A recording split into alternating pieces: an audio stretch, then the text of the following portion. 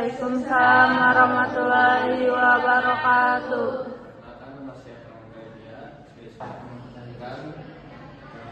Tugas ramalan peneliti dalam pengambilan keputusan media ada 4 materi.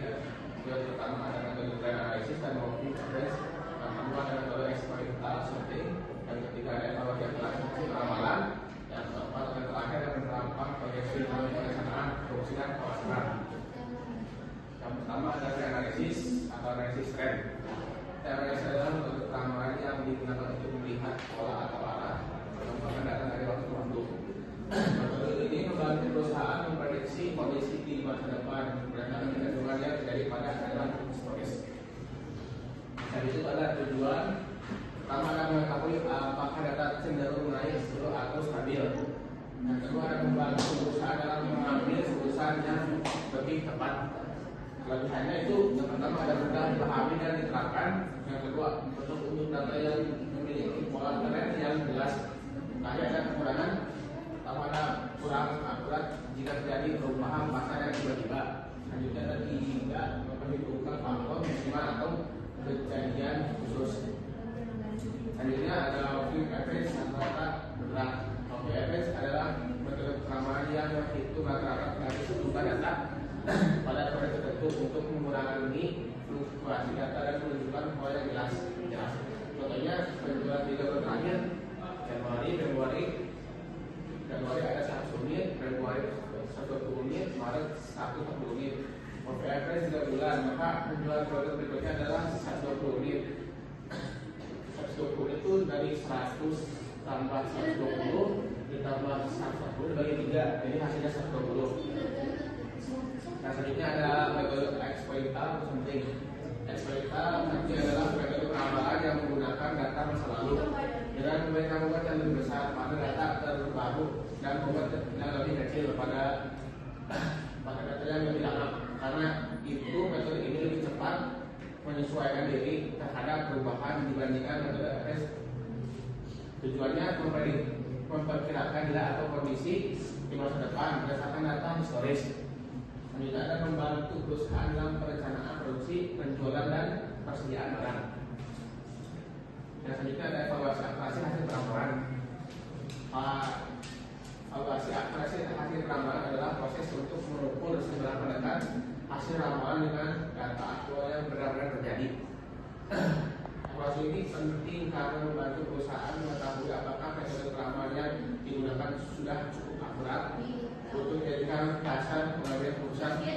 Evaluasi menjadi akurasi itu adalah menilai tingkat ketepatan hasil peramalan, membandingkan beberapa metode peramalan untuk memilih yang terbaik, mengurangi kesalahan dalam perencanaan bisnis, dan terakhir ada meningkatkan kualitas pengambilan keputusan material. Untuk berakurasi peramalan ada 3 poin. Yang pertama ada MAD, Mean Absolute Deviation. MAD mengukur rata-rata selisih absolut antara hasil peramalan dan data aktual.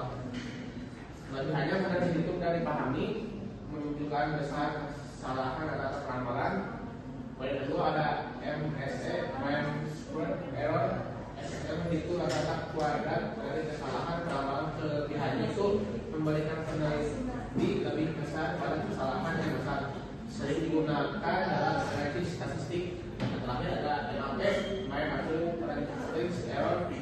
MAP mengukur kesalahan dalam bentuk persentase sehingga mudah dipahami. Kelebihannya itu hasilnya berupa presentasi memudahkan perbandingan antara metode peramalan.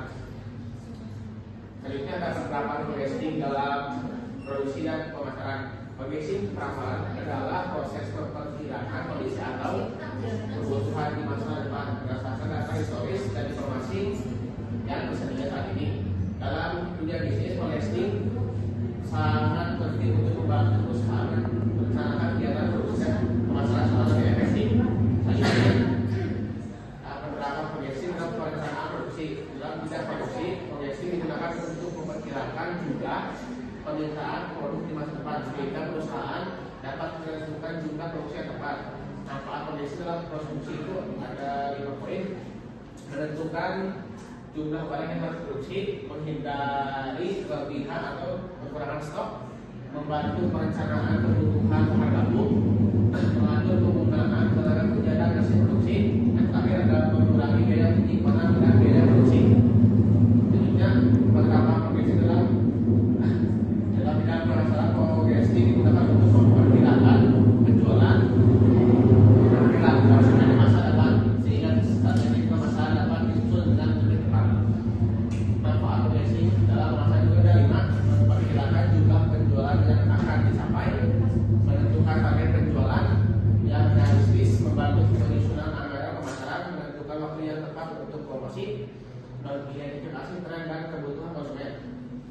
Yang terakhir, kesimpulan, proyeksi adalah proses memperkirakan kondisi atau kebutuhan konsumen untuk membantu pengambilan keputusan manajerial.